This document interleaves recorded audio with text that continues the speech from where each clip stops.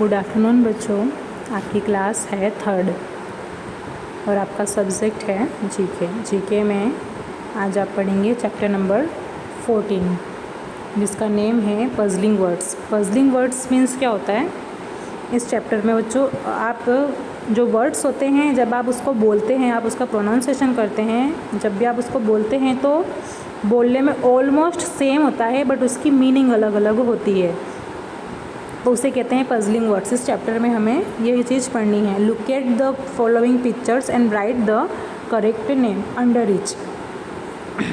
Choose your answer from the words given at the side of the picture. देखिए just ना example for number 1, यहाँ पे देखिए पहले हम वर्ड्स पढ़ते हैं, फिर उसके बाद उनका मीनिंग समझते हैं, फिर पिक्चर्स देख के आपको इसकी मीनिंग समझ आएगी।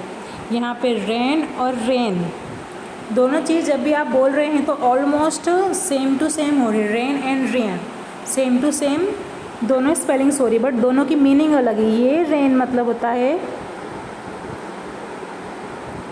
ये जो घोड़े में जो थ्रेड बांधी जाती है वो होती है रेन, और एक रेन मतलब होता है कि ये जो बारिश होती है वो। इसे ये है हमारा पजलिंग वर्ड्स। दैट मीन्स कि आप बोलते तो सेम है बट आप जब आप उसका मीनिंग समझने में कंफ्यूज हो जाते हैं, इस चैप्टर में हमें वो चीज़ पढ़नी है। नेक्स्ट आगे बढ़ते हैं। नेक्स्ट देखिए आगे hare and hair, HARE hare और HAIR हेयर हुआ ना सेम, बोलने में same but meaning different. Plain and plane, एक प्लेन मतलब ये होता है पूरा खंडहर खाली, और एक प्लेन मीन्स कि ये हमारा एरोप्लेन। स्पेलिंग दोनों की अलग है, PLAIN प्लेन एंड PLANE प्लेन। आगे बढ़ते हैं। सूट एंड सूट, समझ आ रहा है? Suit SOOT suit, SOOT suit, SUIT suit. ये सूट है और ये सूट है। नाइट एंड नाइट, ये नाइट मतलब रात और ये नाइट मतलब ये जो वैम्प्स होते हैं, वैम्पायर्स होते हैं, वो होते हैं नाइट। समझ आया बच्चों पजलिंग वर्ड्स? दैट मीन्स इसमें है कि जब आप बोलते हैं तो आपको सेम लगता है बट उसकी मीनिंग्स अलग होती हैं, उनकी स्पेलिंग्स अलग होती हैं। ये हमारा चैप्टर नंबर 14 था जो फिनिश होता है।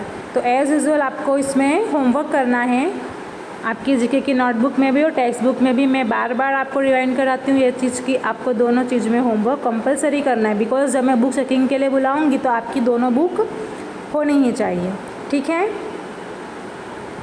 चैप्टर नंबर 14 रेन, इसमें आपको आप पिक्चर्स अगर ड्रॉ कर सकते हैं तो ड्रॉ कीजिए, नहीं कर सकते तो कोई प्रॉब्लम नहीं, बट आप जैसा लिखा है पिक्चर के बदले आप नीचे नेम लिख दीजिएगा, वो चीज़ चलेगी, ठीक है? अगर पिक्चर्स ड्रॉ नहीं कर सकते हैं ये आपके लिए ऑप्शन, पिक्चर्स ड्रॉ करना आपके लिए ऑप्शनल है, आप करो या मत करो, योर चॉइस, बट आप उसका नेम लिख दीजिए जिससे मुझे समझ आएगा कि आपने ये चीज़ की है, ठीक है? और जो लोग होमवर्क नहीं कर रहे हैं वो भी कंपलसरी होमवर्क करें और सेंड करें। होमवर्क